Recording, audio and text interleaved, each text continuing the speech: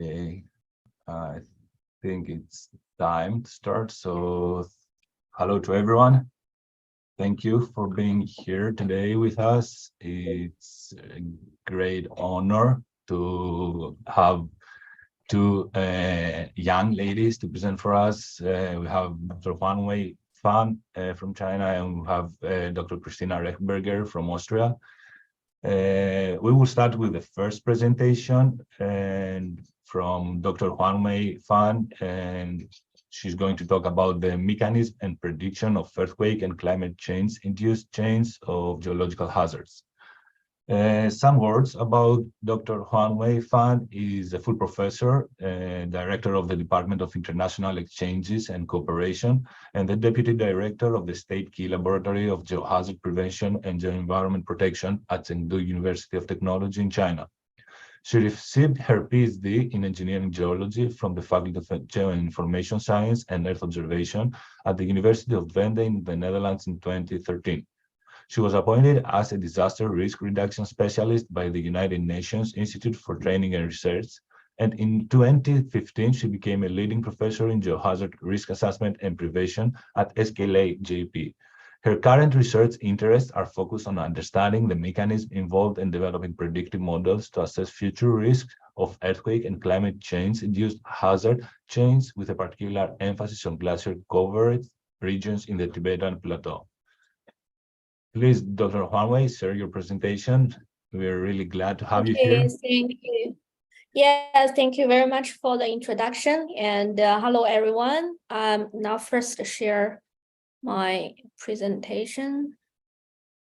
Okay, can you see it? Yes. Now okay. Yeah, you're in full screen. So yeah, please go forward. Okay, perfect. Yeah, it's a great honor to be invited to give a presentation on the e-YEG seminar. So I really think it's a great opportunity to discuss with all of you. And as just Stratis just introduced, I obtained my PhD degree from Netherlands called ITC before. And I started to work on earthquake-induced chains of geological hazards since after the 2008 Wenchuan earthquake.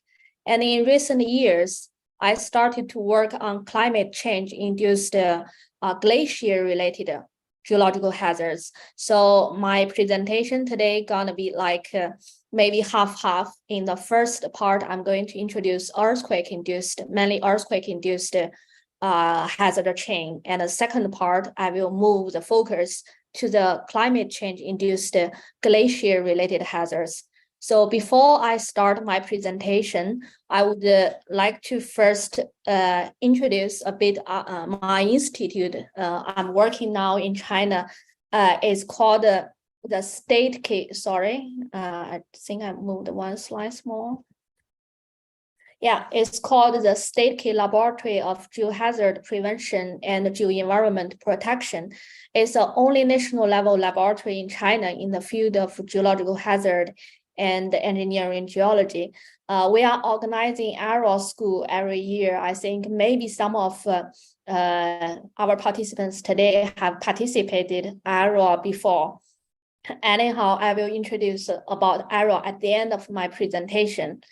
And if you are working on geological hazards and engineering geology, we do have a very well equipmented lab, like the centrifuge. We are using quite a lot for understanding the mechanism of landslides and also the interaction between landslides and big construction work. And also we have a big shaking table, 4 meter by 6 meters size, which can simulate the earthquake triggered landslides, and also a 200 meters long flume we built in the Wenchuan earthquake affected region, which can actually be used for simulating real field size scale debris flow, and also quite a lot of drones for field investigation like LiDAR, InSight, etc. So I sincerely invite all of you to have the chance in the future to visit us and use some of the facilities, we can do some joint research. So back to my main topic today, why I'm talking about earthquake. That's also one of my motivation for choosing my PhD topic back to 2008. Because from this graph, you can see almost every day there are 55 earthquakes occurred around the world. And you can see also the strong earthquake, especially with magnitude larger than 6. And the world population, like the mega cities, big cities, are quite overlapping. That's why we need to better understand how the earthquake trigger geological hazards, especially in the tectonically active mountainous regions. And for climate change, I think recently it's also a hot topic. You can see from this graph that the rate of global warming now is really unprecedented. In almost 2,000 years, these are the observed temperature rising, especially in the Tibetan Plateau region. I will introduce later. The global warming rate is almost twice of the global rate. So that's why we are facing quite a lot of glacier retreat and glacier lake outburst flood problems. I would like to show you a video to recall about what was happening during the strong earthquake, because a few days ago was just the 15 years anniversary of the 2008 Wenchuan earthquake. So from this video, you can see that during the earthquake, the fault surface rupture and strong ground shaking can cause collapse of buildings. That's, of course, the major reason for causing fatalities during earthquake. But besides, in the mountainous region, as you can see from the video, there are also many landslides, which actually in some regions, for example, like Wenchuan and some recent earthquakes, there are many landslides which actually causing even, for example, damming the river and dam break flooding problem and post-earthquake debris flow problem. It can last even much longer than the earthquake itself. So the video you are seeing now is actually from one of the dam breach flooding. And this side is one of the real, we call risk city in Beichuan. A big debris flow occurred just 4 months after the earthquake and buried the town again. Fortunately, at that time, the town was completely abandoned, so no one was injured during the post-earthquake debris flow of that event. But that's not often the lucky case. So after the 2008 Wenchuan earthquake, we are working on many earthquake events globally, and we found that there are 3 key research questions are very important to answer. The first one is the prediction of co-seismic landslides and their hazard chain. That means whether we can have a model which can rapidly predict during the earthquake, we're going to have landslides. And the second research question is the mechanisms and prediction of post-earthquake debris flows, because we are suffering from almost every year after the Wenchuan earthquake. The region has big debris flows, which posing a lot of damage to the reconstruction side and also post-earthquake recovery of the society. And the third challenge is how we can prevent future chains of geological hazards. So we need to build an effective early warning system for this kind of hazard chain. But today, during the time limit, I maybe can only show part of the recent progress we have made for challenge 1. And for 2 and 3, we have some relevant papers. If you are interested, you can always check later on. So talking about the first challenge, that's how to predict co-seismic landslides. What I mean co-seismic landslides are the landslides which are triggered simultaneously during the earthquake.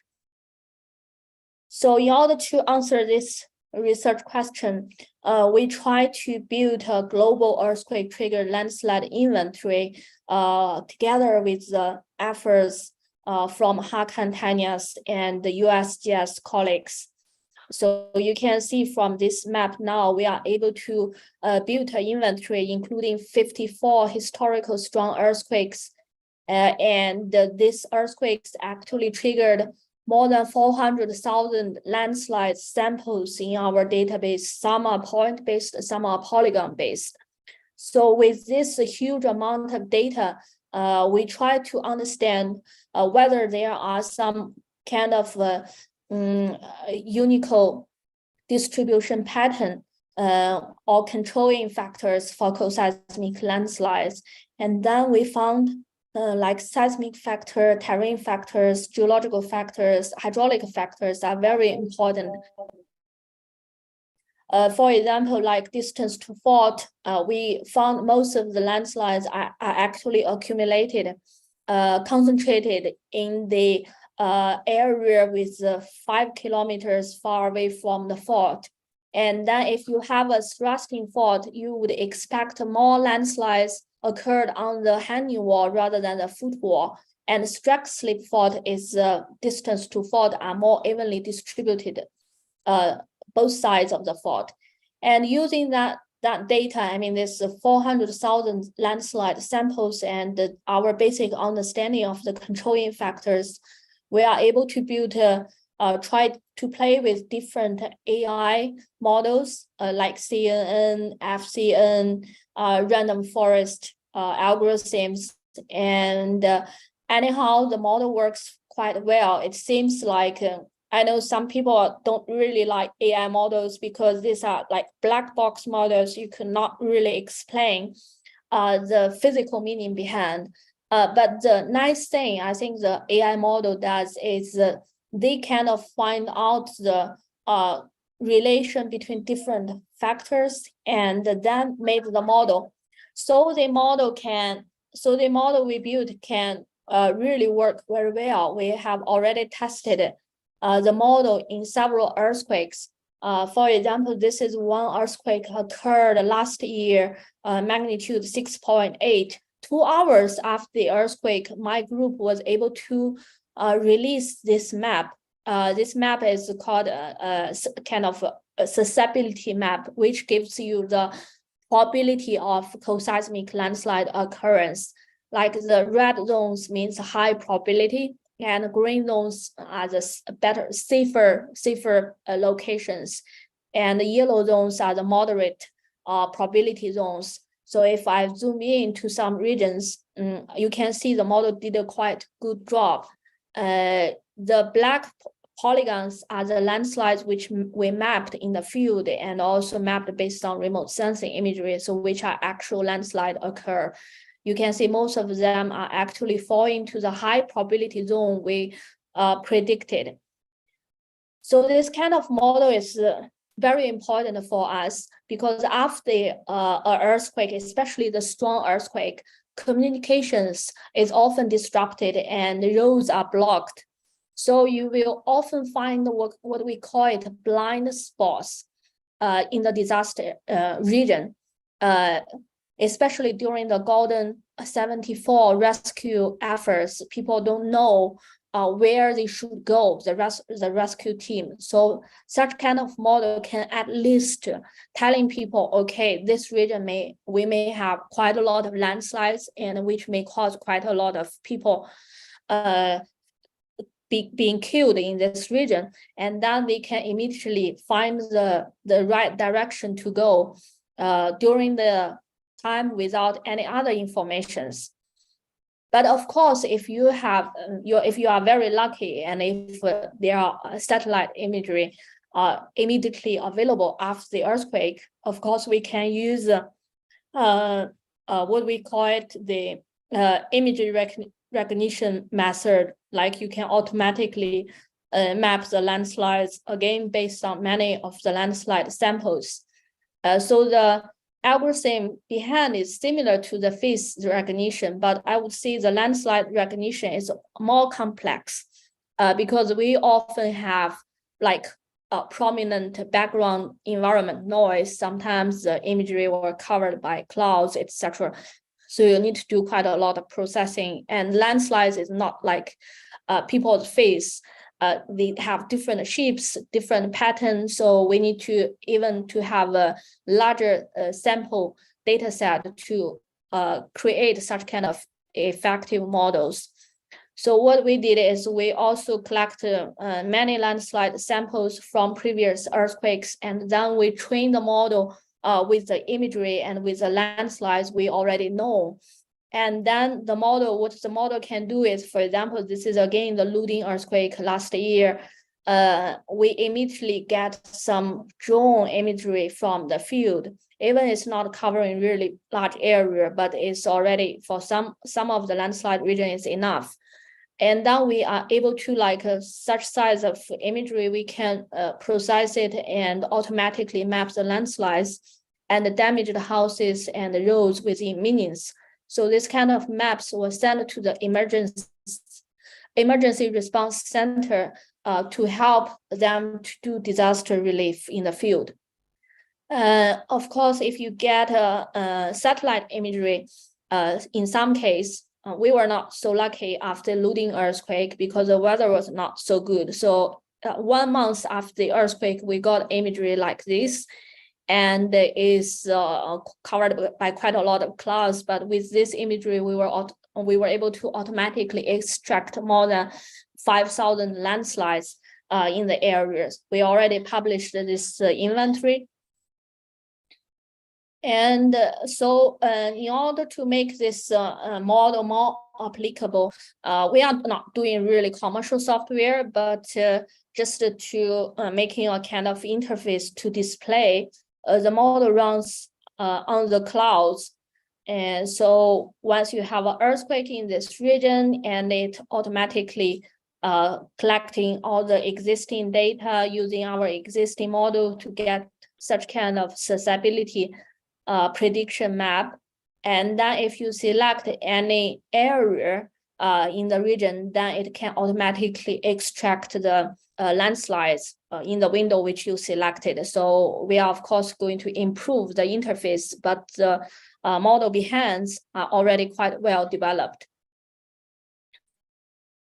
And then for post-earthquake debris flows, we also developed our own model based on the PC raster software. So basically the model does is we have many co-seismic landslide deposits on the slope.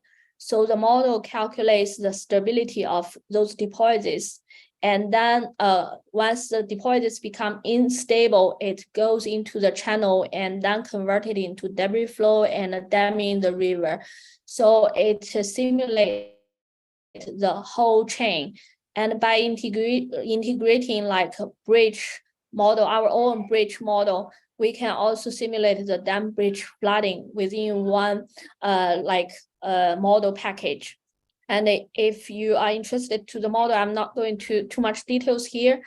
We have 2 papers. One of recent one was just published on engineering geology, and the model was developed based on Theo Van Asch model in 2014. So here you will find the basic theory, the constitutive models we use in this numerical simulation. So give you a quick summarization of the earthquake part. If you are interested, I would really recommend you to check our publication on reviews of geophysics, which gives you a review of what we have been done for earthquake induced chains of geological hazards. So basically we start from the chain. We worked on the post-earthquake debris flows, sediment transport, and dam bridge flooding. And then from long term, we are also looking into the landscape evolution and the cracking, weathering slope, which were potential to feel even quite long after earthquake. So I will not go in detail here. So if you are interested, this paper is 83 pages long. I think it's detailed enough to introduce every part related to this. So the second part, I'm going to talk about climate change induced cascading hazards in the Tibetan Plateau. So just a bit background information. Tibetan Plateau it was formed due to the collision between Indian plate and Euro-Asian plate. It's really a hot region for earth science globally. And why it is so attractive? Because it has the most active tectonic movements and very large elevation difference, internal relief, and the topographic change, and very variable and very sensitive to climate change, and very strong glacier retreat. And the global warming part, as I already mentioned, the Tibetan Plateau is warming twice as fast as the global average. And it's also receiving more precipitation since 1960s, and it's because it's warming and wetting, so it's also becoming greener than before. And due to such kind of global warming, a glacier retreat and glacier lakes expanding, and it often causes like glacier related, what we call it glacier collapse and ice rock avalanche, glacier lake outbursts, flood, bluffs, and glacier debris flow, which are different from other debris flows, because apart from rainfall, you also have melting water from glacier. So it's getting more complicated than normal debris flows. So I'm going to show you a few examples. These are some famous recent cases occurred in the Tibetan Plateau, some are in the Himalaya region. So this is one of the most catastrophic one, is called e-YEG landslide, occurred in 2000. It was in 2000, not 2020, and this is a huge rock ash avalanche. I mean, the rock below and covered by glacier on the top, so it's mixed with ash and rock failure, and it's traveled nearly 10 kilometers and blocked the Yigong Zangbu River, formed a big lake. This lake bridged about 1 month after the dam was formed, and causing huge flooding downstream, even rushed into India. And this is another example. It's quite active one, and there are also many publications on this catchment. And you can see it's becoming very active since 2010. Almost every year, there are some parts of the glacier falls, sometimes a rock falls, enter into this channel. This channel has a huge amount of sediments, marine sediments. This is a helicopter view. You can see the sediments, the depth is actually more than 300 meters.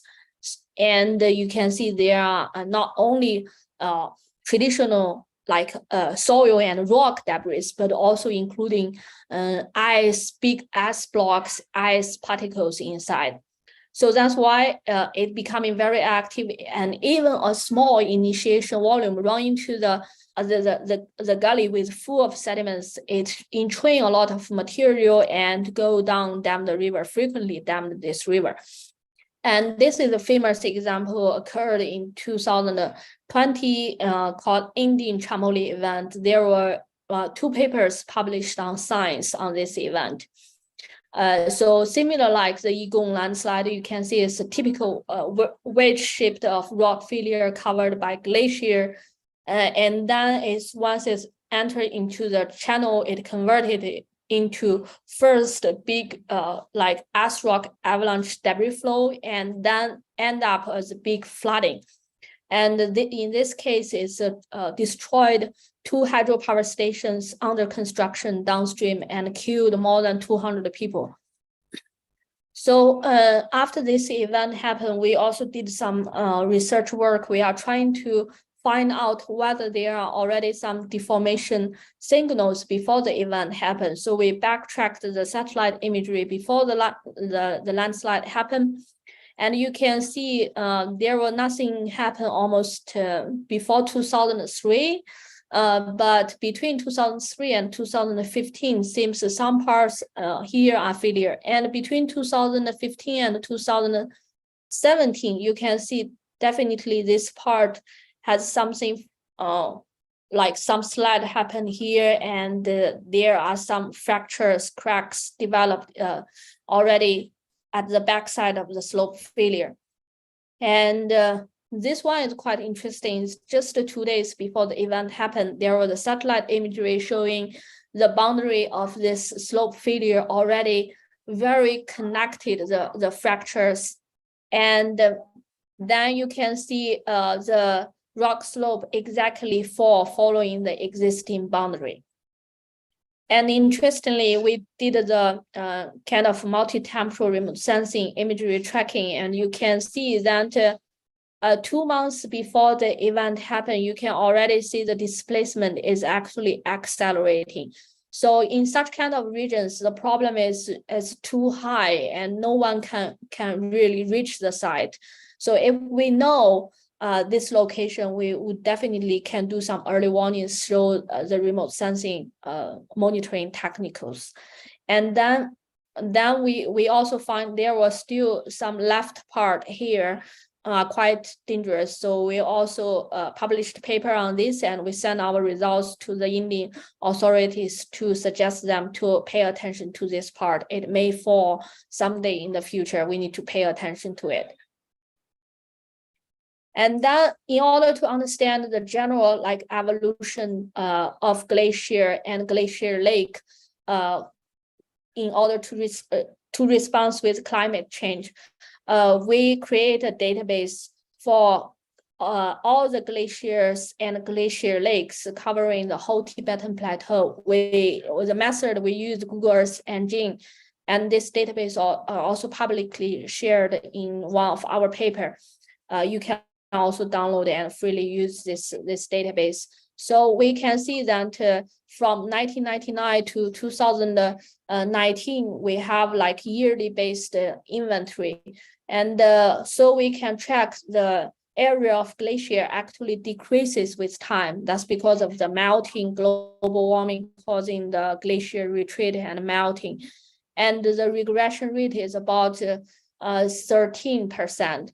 And contrastly, the area of glacier lake increased about 250 square kilometer, and the number increased really a lot, more than 3,000 new glacier lakes due to the glacier melting.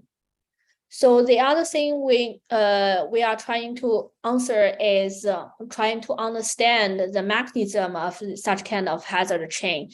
So what we did is we're trying to understand from this small animation, we can see we understand the initiation mechanism, the runout mechanism, and then once the rock avalanche enter into a glacier lake, it can cause surge wave and dam bridge converted into debris flow or flooding. So this is a typical chain.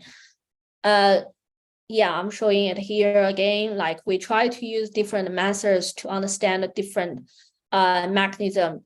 Later on, I will mainly introduce the runout mechanism. We have been using centrifuge to simulate such kind of initiation mechanism and runout mechanism, and the glacier lake surge wave cause dam bridge.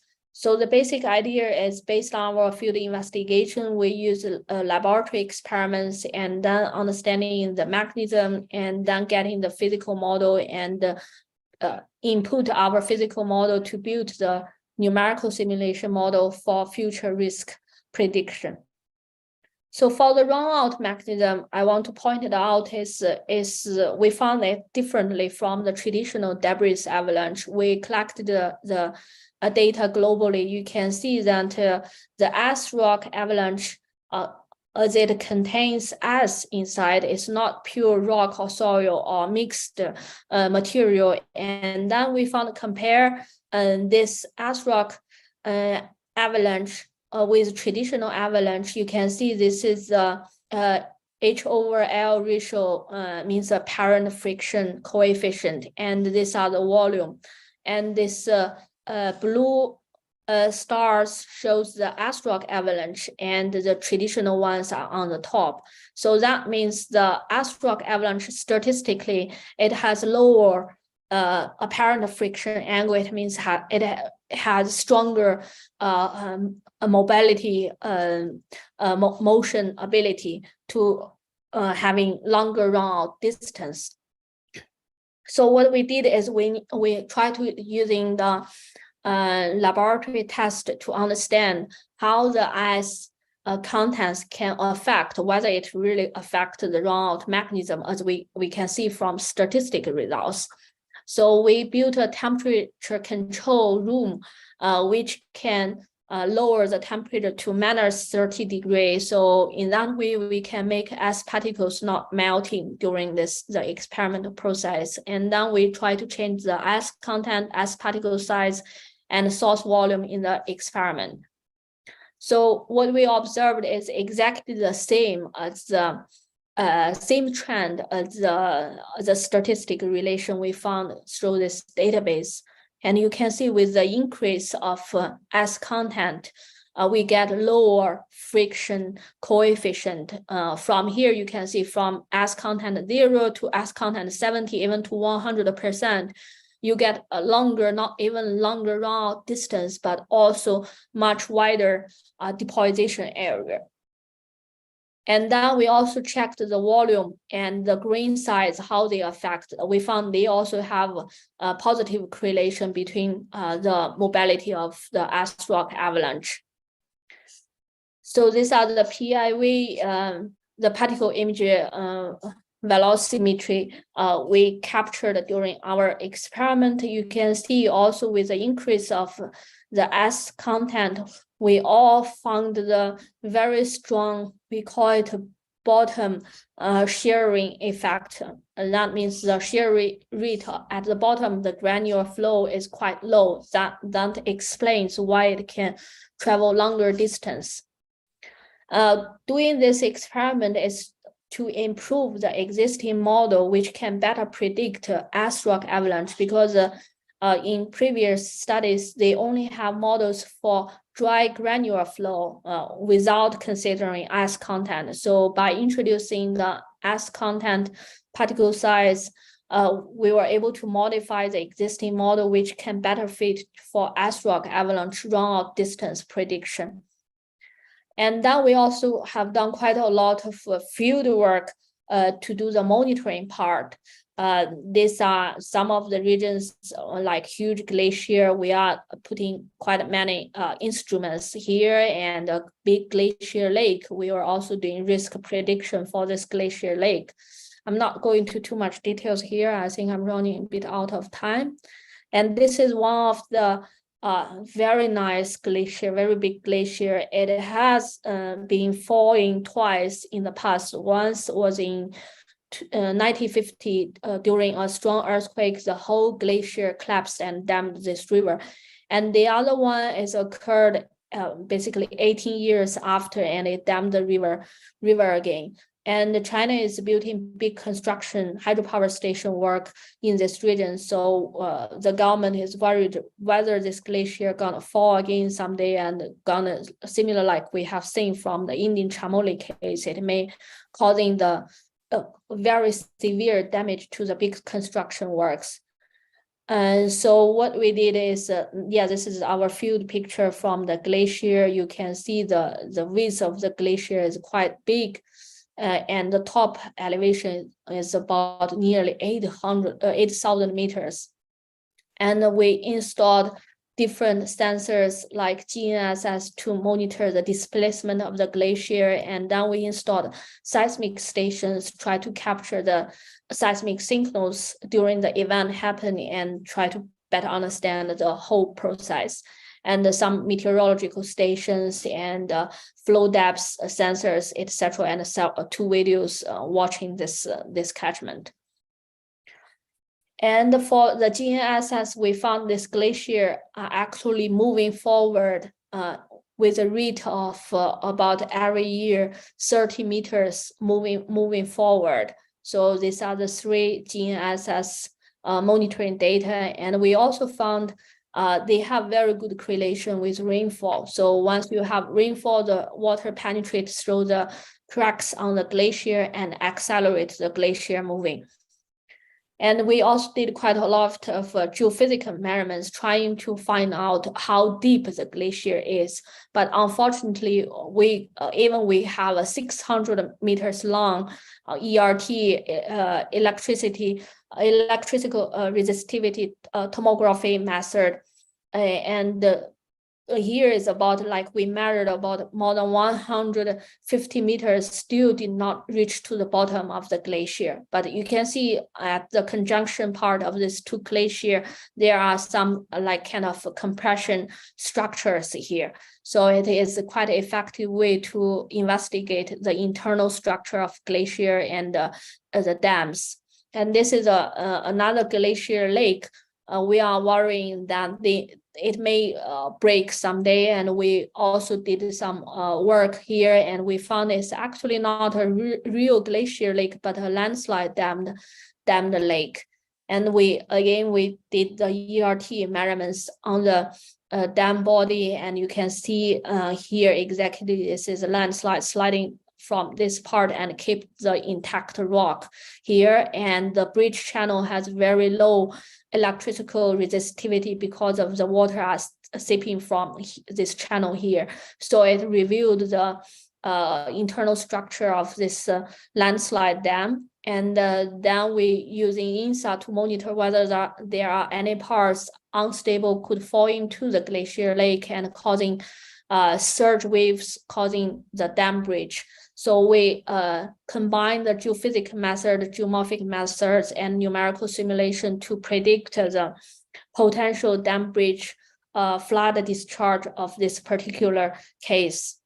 And there is also a paper published recently. If you are interested, you can also read this paper for the details. So I'm going to quickly, I think I'm not going to read all this through.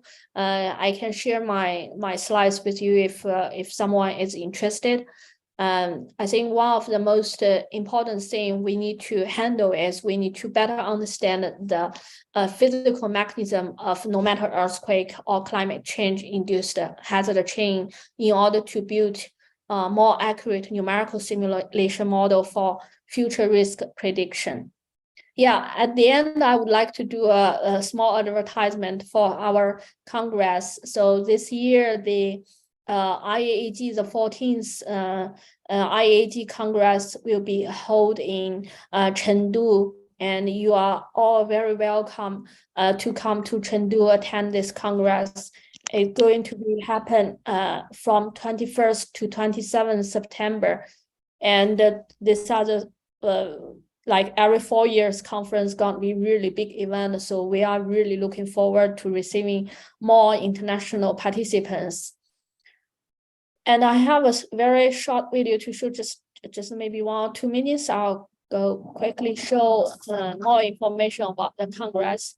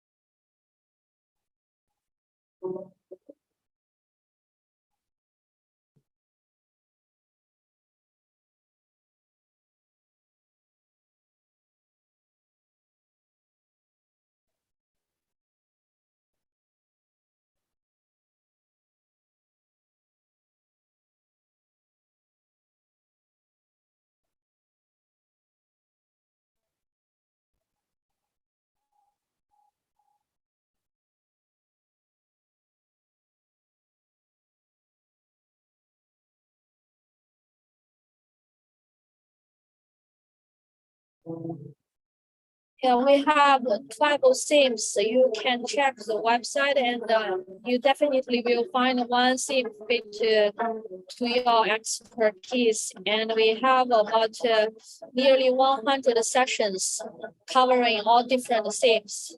And these are some of the field sites. You will see the earthquake area and the yeah, some of the big debris flows, some historical events. And the Duding earthquake, as I mentioned, occurred last year. And the Dujiangyan hydropower station. And we also have two lines are not within Sichuan province. One is in the Three Gorges Reservoir. The other is in the Lurs Plateau. We will also update our field trip excursions on our website. But for city tour, you will see the Panda Base and you will see our universities, Chengdu Natural Museum.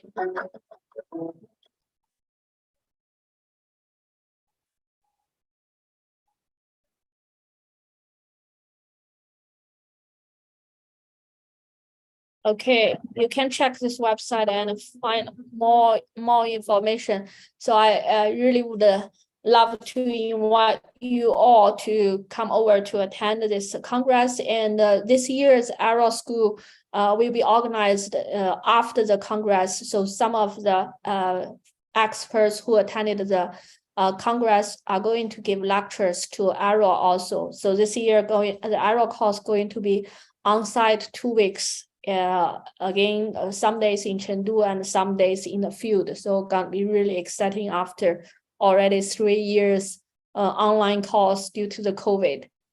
Yeah, thank you very much for all your attention. Thank you very much. Thank you very much. That was amazing. I mean, I think you have done great work during the last year. So I think what you showed here is a small example of what you have done. I'm going directly to the questions because there's a lot of people asking questions. So we'll have 10 minutes around. Let's try to catch up as much as we can. So the first question is, I'm assuming the PSD of the ice is similar to that of the granular material. I would assume that in the field ice behaves more similarly to a continuum. Is there a reason for it? Is it the same in the centrifuge tests?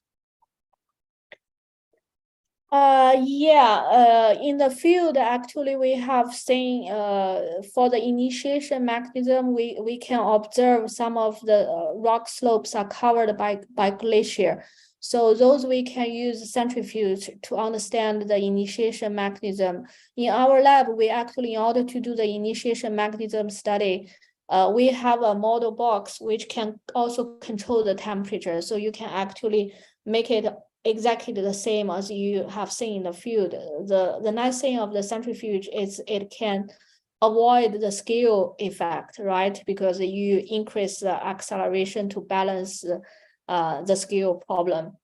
So in that way, we can actually see it. For the runout part, we do observe quite of ice particles in the marine deposits in the channel. So that's why we are also trying to build this temperature control experiment room to running for the not only traditional granular flow experiment, but considering the ice particles inside. Yeah. So yeah. So this in the Tibetan Plateau region, at least I have seen exactly we made our physical experiment exactly using what we observed in the field as a prototype to build our lab models. Sure, yeah.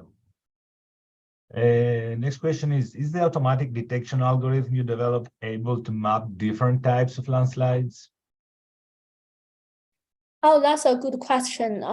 Because for coseismic landslides, we can differentiate somehow rock force and the somehow rotational or translational landslides, but you could not really differentiate really detailed types. I mean, based on our fancy classification, it's not that detailed because that's also not really our purpose. The purpose is to know the area, the coverage of the landslide quickly after the earthquake in order to do a quick risk assessment or damage assessment. Yeah. Because for the coseismic landslides, it's relatively easy by tracking the pattern change and color change of the imagery, you are able to map the co-seismic landslides. Like our model, the accuracy is more than 90% high, because but for historical landslides which are covered by vegetation, that is something we need to make some other models. But for fresh co-seismic, like rainfall-induced landslides, the accuracy is very high. Yeah. But for detailed types, it's hard to really differentiate, as long as you have like big training samples for each type of the landslides you want to understand. Yeah, these training samples that it's huge data, and that's what we're looking for. So yeah.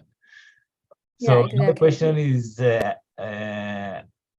based on the research done on the glacial lake that was formed due to the natural damming of the area brought by geologic activities, the one with the last few slides of the presentation, how much volume of debris is needed to cause its failure in theory? And is the failure that can generate that amount of debris possible in that area of Tibet? Yes, because if I show this again, you will see that these are actually the scarp of these landslides. We roughly estimate in the field, based on the depths of the dam body and also the size of the scarp area. We estimate this landslides is more than 10 million cubic meters to dam this, because this is just a small gully. It does not really need a very huge landslide to dam, but this landslide is already big enough. And you can see here, it even have a secondary failure here. So this is even before one to field. When I check the geomorphic features of this area, I found it's more like landslide landscape, you see. And then in the field, we actually found one of the evidence is the geophysical measurements, like the ERT, because for traditional glacier dam, let's say marine dam, you will not find such kind of very uneven distribution of material, especially this part, like the bedrock kept, because it's deep sliding slope, and it's kept the original rock strata here, this part. That's giving us another evidence. And another evidence is we measured the lake depths and the lake volume by a small boat, bathymetry method. And then the average depth of this big lake is only 6 meters on average. So at this location and with such a large size, large coverage area, if it's a traditional glacier lake, it should be much larger than this. So that's, we have like different evidence to prove it's a landslide dam, not really a glacier dammed lake. Okay, let's have 2 or 3 more questions and move on. So the next question is, have you considered the effect of precipitation rainfall in your model? Which model? I mean, the Actually, debris flow model, or? Yeah, it's not specified, let's say, but yeah, if the attendee would like to specify that, then we can move to the next question. Does the rate of flow and the volume of ice avalanche depends on seasonal temperature changes? Yeah, the seasonal temperature change has some effect, but now since in the Tibetan Plateau region, we just started the monitoring since June last year. So we did not really getting kind of a very long-term monitoring data. And what we find is the temperature, once the temperature increase, we found there the discharge of the gully increase. You can understand, because temperature increase, snow and glacier melt, but there is a time lag between this. So suppose you have the high temperature during the noon, but you already get peak discharge in the evening. So this actually help us later on to create better early warning models. And for the glacier displacement, as I mentioned, is very sensitive to precipitation. So once you have strong precipitation, the glacier move faster than normal. So this is so far what we observed from our field monitoring system. And for numerical model, the question just now, yeah, like this model, yes, we do consider precipitation. So you can input your rainfall data into this model, and the model actually calculates the stability of the deposits based on the amount of rainfall. And once the slope become unstable and you get enough rainfall to generate surface runoff, it starts the erosion model. So it's kind of two parts combined together. You get both source from the slope deposits and the source erosion from the channel deposits. That's why we did not use traditional debris flow model, because it only considers surface runoff generated erosion inside the channel. Don't often consider the slope failures, because this is a particular very important factor for earthquake affected region, because you get many of the sediments actually from the coseismic landslide deposits, which are actually major trigger of the source material for debris flows. Thank you. One last question is, do you have any linkage, any research with dendrochronology and old landslide at tree ring? Also have key information about the old mass movement? Yeah, that's a very good question. And yeah, we for some of the landslides, if we can find old trees, we did some like dating based on the rings of the tree, which you make penetrating a small hole on the tree, and then there are some institutes can do the dating of those, but not very often samples we have collected from the landslide region. So for example, the landslide which we were discussing, which dammed the river, forming the not the glacier lake but a landslide lake, we are trying to find the tree samples to do the dating, but sometimes it's difficult to find the tree which can reflect the real age of landslide. Yeah, I think it depends on your field condition, but definitely it's a very effective, useful tool to dating landslides within thousands of years based on the literature. But if the landslide is formed even longer, then there are many other dating methods which, like you can do cosmogenic dating. This other dating methods can give longer, maybe tens of thousands of years. This kind of age scale depends on the age you want to test. Thank you very much, Dr. Fan. It was really nice, your presentation, and also I think the part of questions and responses will be really nice. So I think it's time to move on to our next presenter. If there are any questions. Thank you very much for your invitation. Yeah, and if you have any other questions, I also leave my email address here, and please feel free to just write to me. Yeah. Thank you very much. Thank you very much. So our next presenter is Dr. Christina Rechberger. Is a senior scientist at the Disaster Competence Network in Austria, a cooperation platform in the field of security and disaster research. She holds a PhD in engineering geology from the University of Natural Resources and Life Sciences in Vienna, which she completed in 2022 under the supervision of Professor Dr. Christian Sangler. Her research focuses on the characterization, monitoring, and modeling of deep-seated rock slides in high mountainous regions. She received her bachelor in applied geoscience from the University of Leuven in Austria in 2013, and her Master of Science in Engineering and Hydrogeology from the Technical University of Munich in Germany in 2015. From 2015 to 2017, she worked as an engineer and hydrogeologist for a civil engineering company, and she was responsible for local and regional projects. We have to outline here that Christina is our official country representative for Austria for the young engineering geologists, and we are really happy to have you here today, Christina, and present for us. the space is yours. Yeah, thank you very much, Statis, for the kind introduction. There's nothing to add. Yeah, I'm very happy to present to you or to participate here in this 50th series of the Young Engineering Geologists webinar. So yeah, warm hello to everyone also from my side.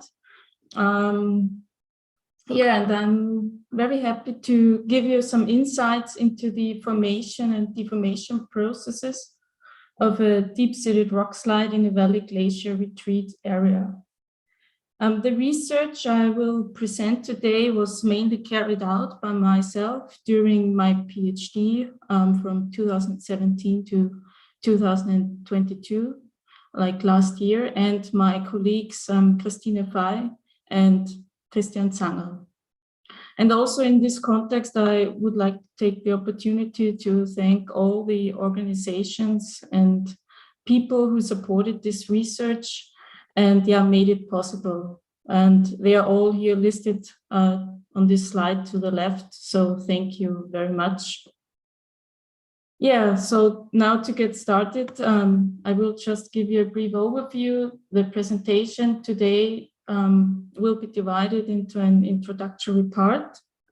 With general words about rock slides and open research questions.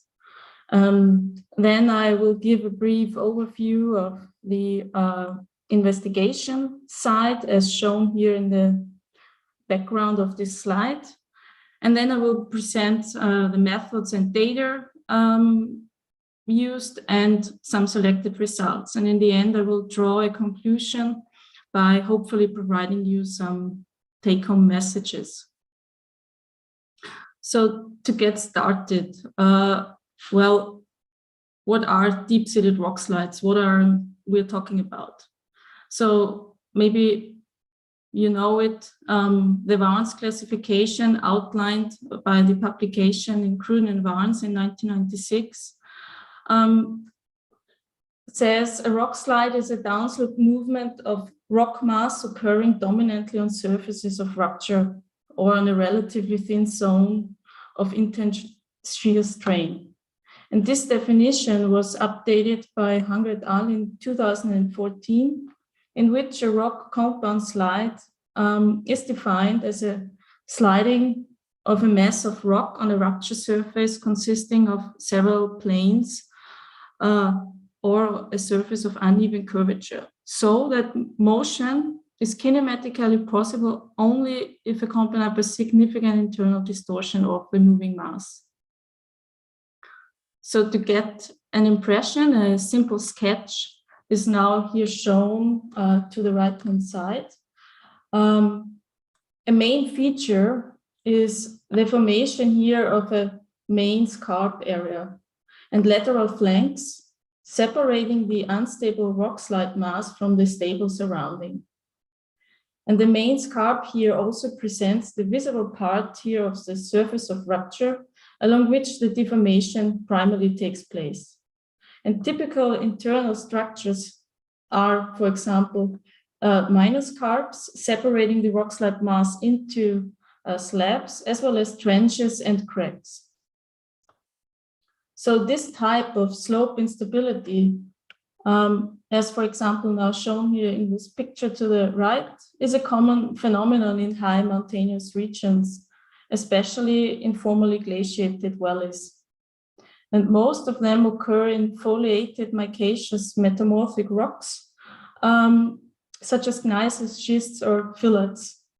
They can reach volumes of up to several 100 million cubic meters with thicknesses of up to 300 meters, for example. And they usually exhibit extremely slow to slow velocities of millimeters to centimeters per year over a long period of time. But they can also undergo acceleration phases of up to several meters per year. And in addition to the general sliding movement, secondary processes such as rock falls and rock avalanches are very typical.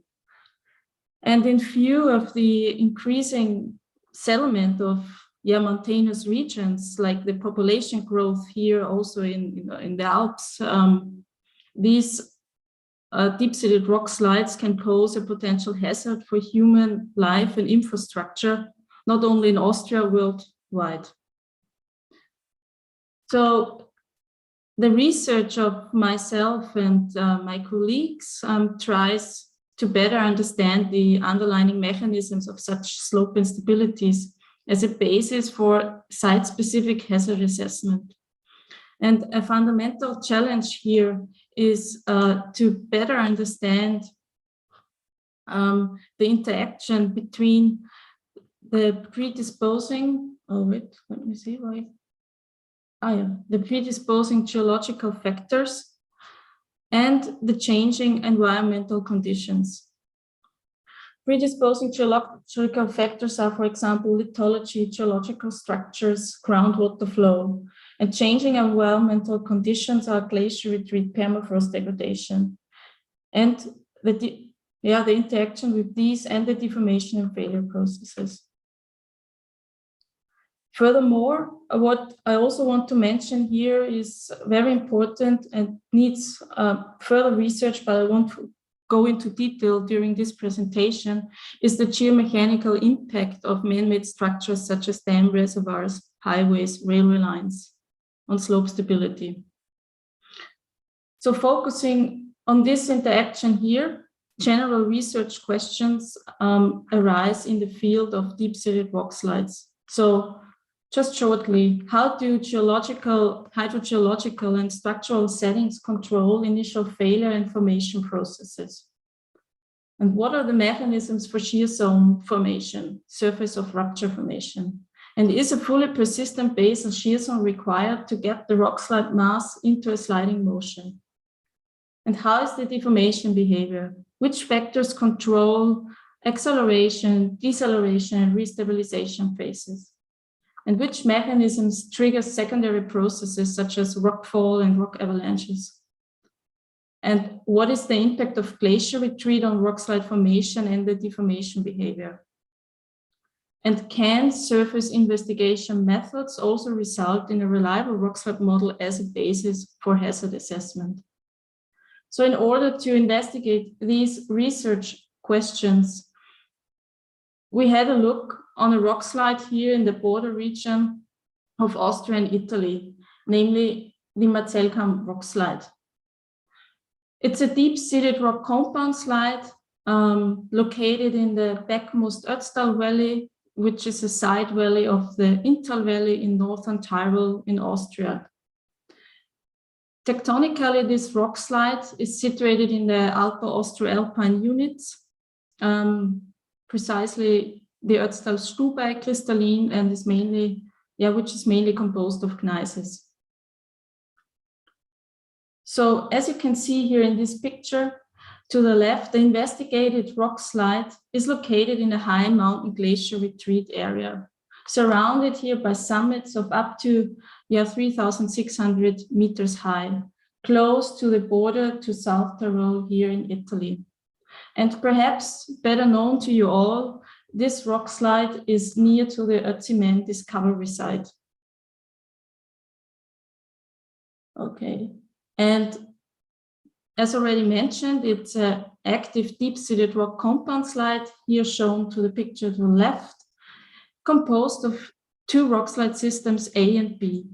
And this rock slide is situated on a southeast orientated slope above the retreating Mazelferner glacier and extends 600 meters in width and 400 meters in height, reaching a total volume of approximately 13 million cubic meters. The deformation behavior here is characterized by a general sliding mechanism along a basal shear zone with very slow to slow velocities of approximately 0.2 to 0.3 meters per year. Secondary processes such as rockfall and rock avalanches mark the middle to lower slope area. So this case study here only directly endangers hiking trails. But as we have seen in the presentation before, in the worst case, valley damming with the impounding of the glacier runoff could occur, and a dam breach could then potentially lead to outburst floods. So now that we have seen the study site, let's see how we can investigate, or how we did investigate it. In general, the assessment of such deep-seated rock slides is multifaceted due to a variety of influencing factors, as well as the complex evolution style, deformation behavior. So this research adopted a multidisciplinary approach of focusing on detailed field mapping, deformation monitoring, and numerical modeling. The field mapping comprised geological, geomorphological mapping, rock mass characterization, scanline mapping, hydrogeological mapping, and glacier reconstruction based on historical and topographical maps, as well as shaded relief maps. Deformation data was gained by aerial imagery and airborne laser scan data, terrestrial laser scan surveys, combined tachymetric, differential global navigation satellite system surveys, photogrammetry of uncrewed aerial vehicles, and extensometers, precisely steel band extensometers or fiber rod extensometer, and automatic time-lapse cameras. And the numerical modeling was performed by using the 2D Universal Distinct Element Code e-YEG from Itasca. So now, having outlined the investigation side and the methods and data applied, let's have a look now on some selected results. And first, I will give you or show you the results of the field mapping, precisely on the geomorphological features on the basis here of this shaded relief map. And as a characteristic here is the formation of two main scarp areas, and considering the geomorphological features and the lichen growth on these main scarp planes, a distinction here into two rock slide systems. System A, here dark red line, and system B, here light red line, can be made. And compared to system A, system B shows no lichen growth, indicating a younger formation age. And in order to get a better idea of that, I show you a short drone video here of was taken during the installation of the fiber rod extensometer. And here in the foreground, the main scarp here of system B is visible with an offset of approximately 20 meters. The area below the main scarp here is characterized by large rock screed deposits, and the main scarp plane here, as you can see, shows no lichen coverage. Now we can see the main scarp here of system A with displacements of up to 30 meters, also rock screed deposits here below, and compared to system B, system A shows lichen coverage. And considering lichenometry in a neighboring valley with similar paleoclimatic conditions, results show that lichen colonization of rock surfaces takes at least 50 years, which assumes here a younger formation age of system B, presumably in the last half of the 20th century. So let's jump back from this little excursion, video excursion, to our shaded relief map. So when we look now here from the yellow spot towards the southwest, we see again here the main scarp of system B with an offset of 20 meters and no lichen coverage. From there, now taking a look in the opposite direction towards the northeast, the main scarp of system B here is again visible with tens of meters in offset, and the formation of a grain structure directly below, as well as step faults and several trenches. And looking closely here at this grain structure, the formation of here normal fault-like gravitational structures along which the rock mass was pushed downwards relative to the adjacent surface is clearly visible. And having a look below, we see now here the formation of a distinct minor scarp with an offset of 8 meters and several trenches below. And these trench zones here seem to be very typical for the middle to lower slope. And looking closely at this, these trench zones are characterized by steeply dipping uphill facing scarps, showing an offset of up to 4 meters. An overview of the entirely mapped rockslide structures is now given here by this map. And as we can see here, that System A and System B are transected by distinct minor scarps colored in orange, separating the rockslide into 6 individual slabs. And within these slabs, we have uphill and downhill facing scarps, black and pink colored lines, extensional features such as tensile fractures, blue colored lines, and trench zones here in green colored lines. And considering that newly formed fresh scarp planes recently opened within here System B, and also soil cracks could be observed here within System B, an increased higher activity is assumed then compared to System A. And based on remote sensing data analysis, 2 rock avalanche events occurred here at the slope foot of System B, like precisely slab 3 and slab 6, reaching volumes of up to 0.45 and 0.3 million cubic meters.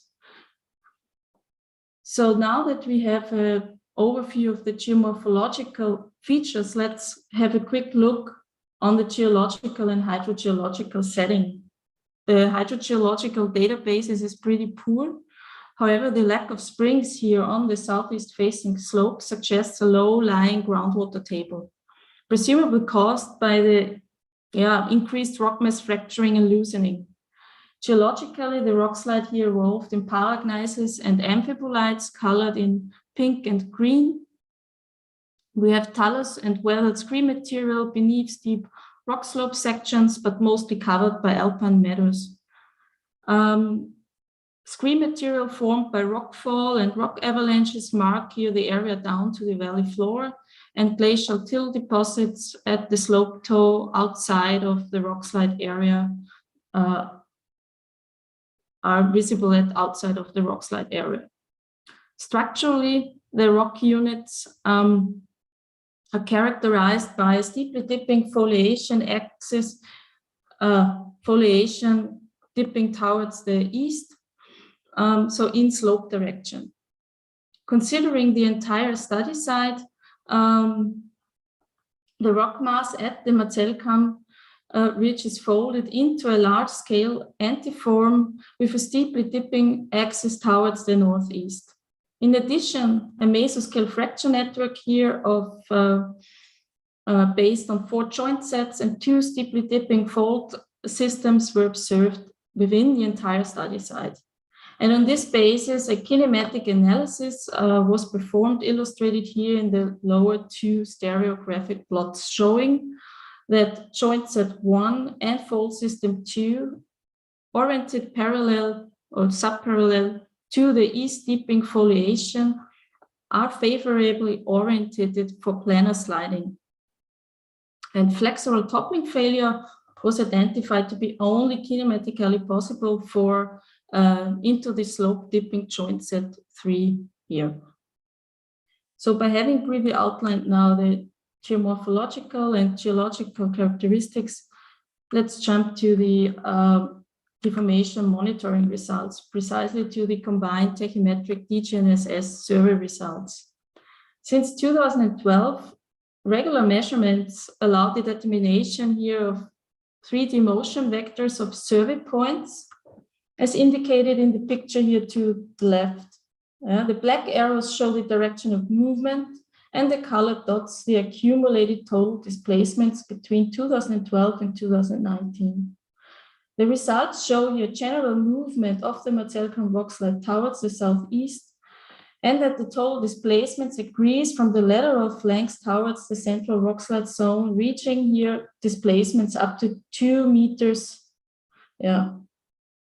So these 3D motion vectors further confirm the subdivision of the rockslide mass into 6 slabs with different deformation behavior. And by having a look now here at the total displacements versus the measuring period from 2012 to 2019, insights into the temporal variable movement behavior can be gained. And we see significantly higher activity here of slab 3 and slab 6 of system B than for the others. And in addition, we can see that system B, so slab 3, 6, and slab 5 are characterized by an acceleration phase, maybe not so good visible with this resolution, in 2013, followed by a velocity reduction here until 2017. And from this time on, a minor acceleration phase can be observed, particularly here for slab 1 and slab 2 of system A, and slightly here of system B. In the next slide, the airborne and terrestrial laser scan data are compared using digital elevation models of difference. Figure A illustrates the ALS data pair of 2006 and 2017. Negative changes are displayed here in red and positive changes in blue, and indicates here subsidence of the rockslide mass in the upper slope and terrain uplift here in the lower slope. And the large red area here is related to the Marzelferner glacier retreat. Figure B illustrates the ALS 2017 and TLS, so terrestrial laser scan 2019 data pair with the same deformation trend. Interestingly here is that we observe positive elevation changes at the slope foot here of slab 3. And if we look closely from the opposite side here of the valley, these uplift areas are identified as exposed rock faces, proving that the rock mass is moving out of the slope or is moving at the foot area. So based on these deformation measurements and the field mapping results, a rockslide model was derived along this northwest-southeast orientated cross-sectional profile shown on this slide here. I briefly explain it to you.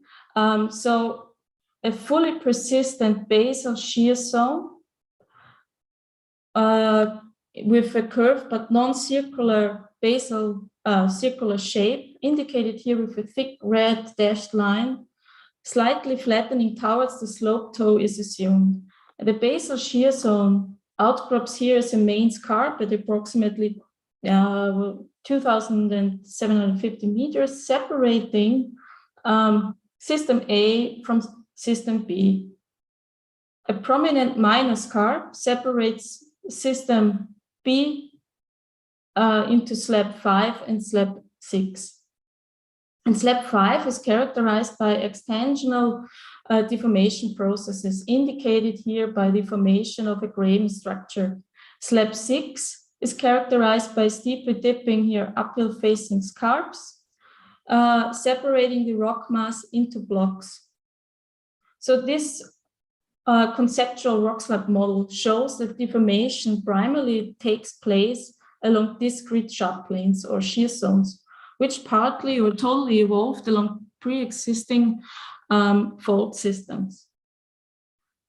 Having a look here at the highly fractured and disintegrated slope foot, reflecting high internal deformation, a rock avalanche event of up to 0.3 million cubic meters originated here between 2009 and 2017.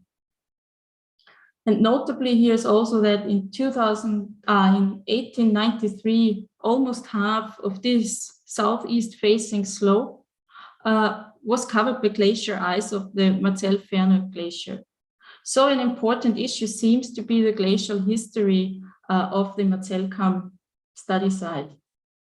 So therefore, here in this figure to the left, the Marcel-Ferner Glacier retreat is illustrated from 1893 onwards. And the glacier here lost approximately 2.2 kilometers here in length, measured along the glacier front, and 160 meters in height across this cross-sectional profile AC. And by comparing the mean glacier height with accumulated horizontal displacements of selected break lines over time, a temporal relationship could be established. And so we see here increased displacement rates observed during this accelerated period of glacier retreat. And remarkably is that these periods of accelerated glacier retreat also correlate temporarily with the occurrence of rock avalanches. So now that we have seen the results of the glacier reconstruction, deformation monitoring, field mapping, let's move to the last step of this research, the 2D numerical modeling. In total, 2 numerical modeling studies were performed, with the first focusing on the investigation of the impact of the structural inventory on the failure and deformation processes. Therefore, a sequential modeling approach by increasing the structural complexity step by step was applied. Model scenario A begins with the implementation of the mapped brittle fault zones. Then the proposed basal shear zone was included in the model, so scenario B, and finally the mesoscale fracture network was added, scenario C. And for each structural model, a series of model runs was performed by changing the shear strength properties of the implemented discontinuities. And the primary aim here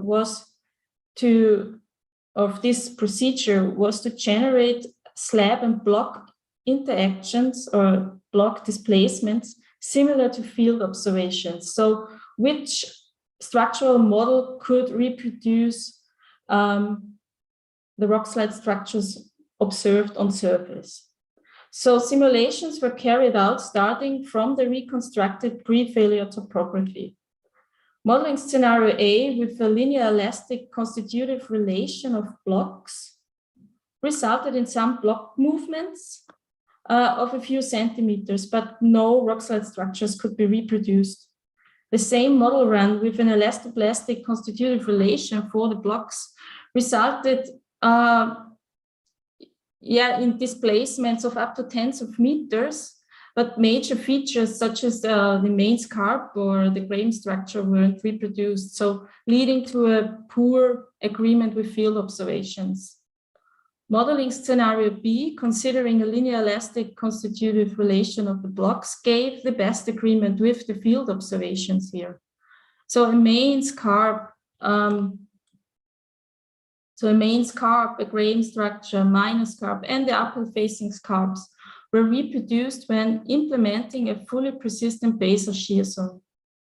Although the absolute displacements here do not exactly match with the values mapped in the field, the relative displacements are similar. Modeling scenario C, considering linear elastic blocks, led to a similar overall displacement pattern as for scenario B. Here, only smaller displacements were achieved due to contact overlap, leading to an earlier portion of the modeling process. So results clearly show that slope deformation is primarily driven by the reactivation of pre-existing fault zones and the displacement on the basal shear zone, and that joints have only a minor impact. In the next step, modeling study 2 was performed to investigate the impact of the Marcel-Ferner glacier retreat on slope deformation and stability behavior. And this was done by multiple glacier retreat stage simulations based on the reconstructed glacier extents between 1893 and 2010. And for each glacier stage, a series of model runs was performed again, varying the shear strength properties now of the basal shear zone. And the aim here was to investigate at which glacier stage sliding along the basal shear zone may have initiated. So for the glacier stage simulation here in 1893 and 1949, stable slope conditions were achieved. Even extremely low, unrealistic shear strength properties for the basal shear zone here didn't lead to slope failure. The simulations of the next lower glacial level here of 1969 and 1997 caused shear displacements here along the basal shear zone in the upper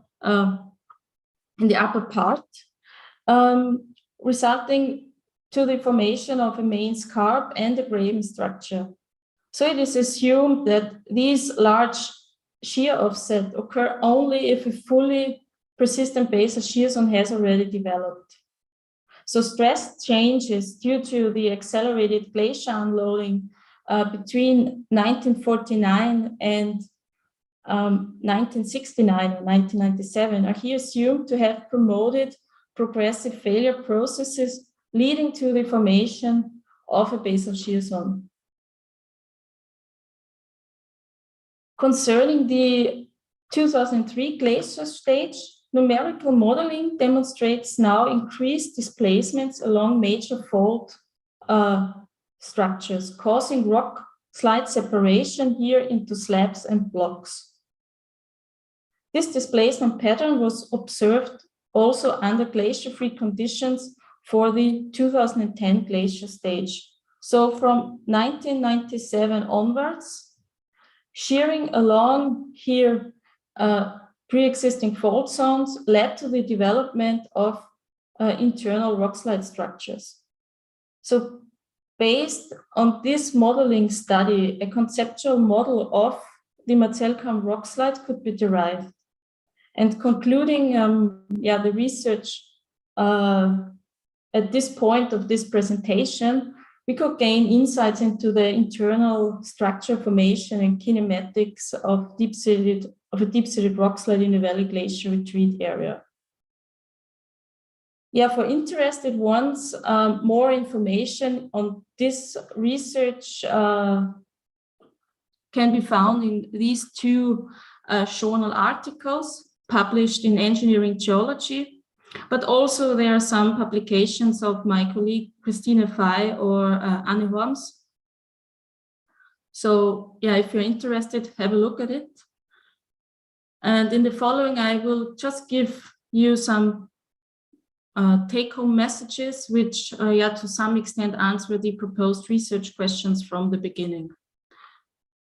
So just briefly, major influence is attributed to pre-existing discontinuities, partly or totally reactivated, acting as weakness zones. Time-dependent progressive failure processes are assumed to form a fully persistent basal shear zone. The geomechanical relationship between the subsurface and between the subsurface deformations and the geomorphological features on the surface could be identified.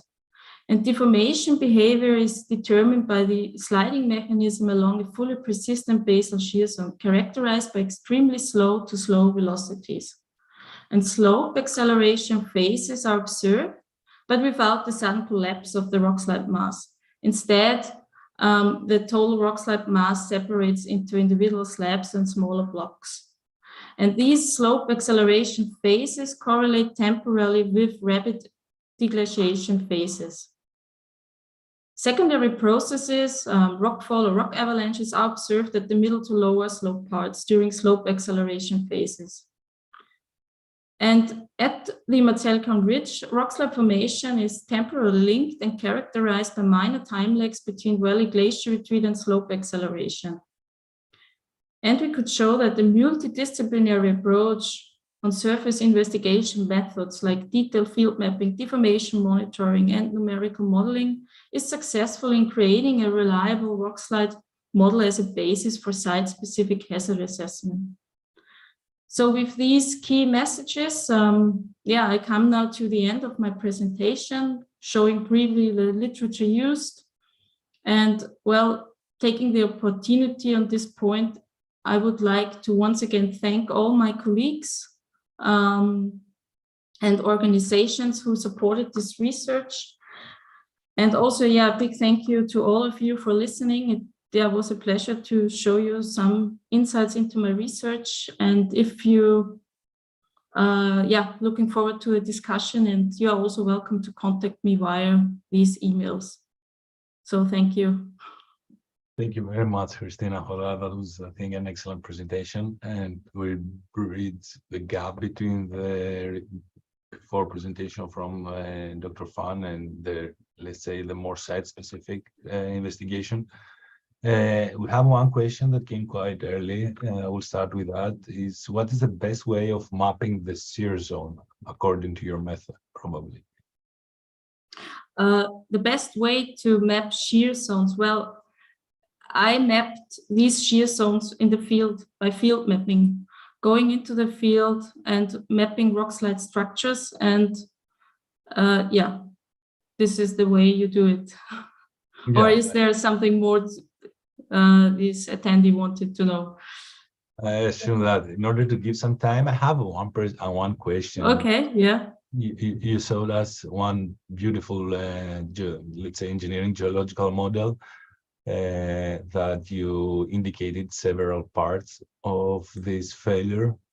And I have a question. You indicated two areas that it's quite like you have unfavorable dipping and some trenches, if I'm not wrong. You mean the model, this one? Yeah, exactly. Yeah. So you have the block C and you have the block B. And yes, I'm really excited to see that we have some uphill facing scarps, which indicating some older movement in the area. I would like to, because you have been to this place and you have a better sense of how is the geomorphological processes. What is your justification of having these uphill facing scarps?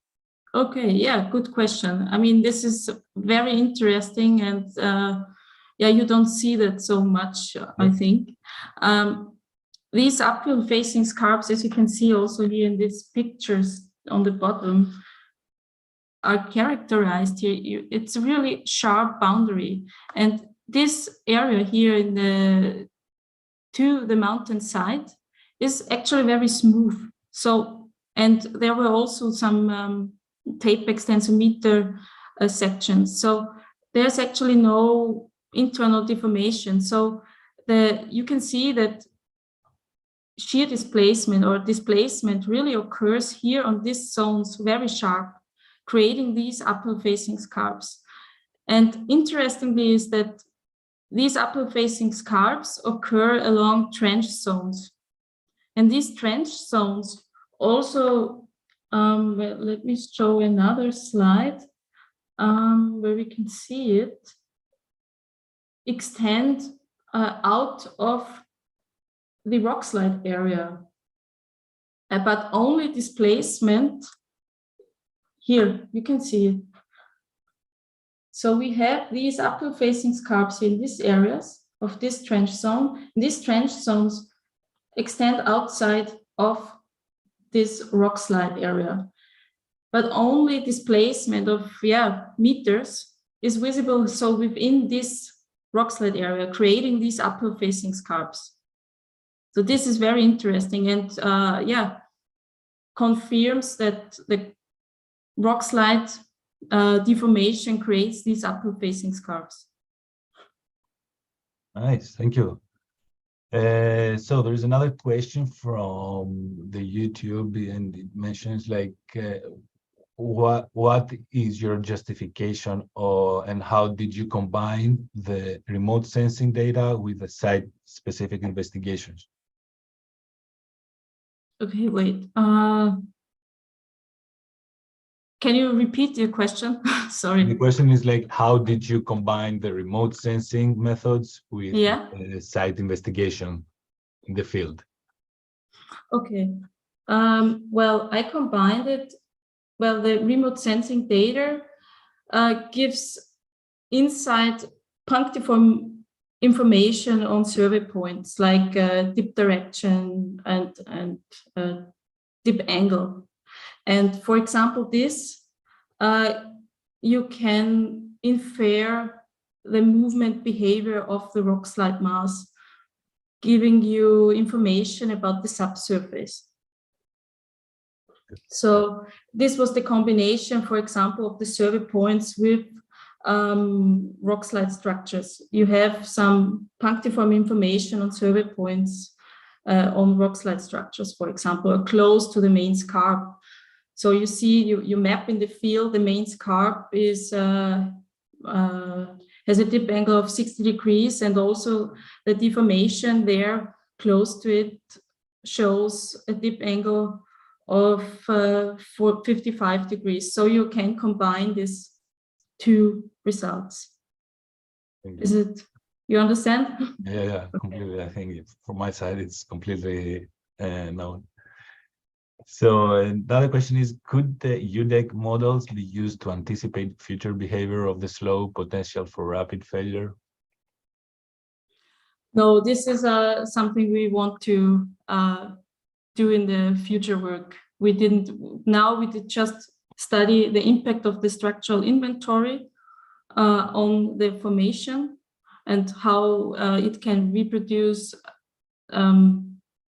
field observations, and what is the impact of the structural inventory and also the glacier retreat, but not about potential failure, like future, let's say, how it could fail. We didn't do that now, but this is in progress. Good to hear that is in progress. Okay, so I don't see any other question. I think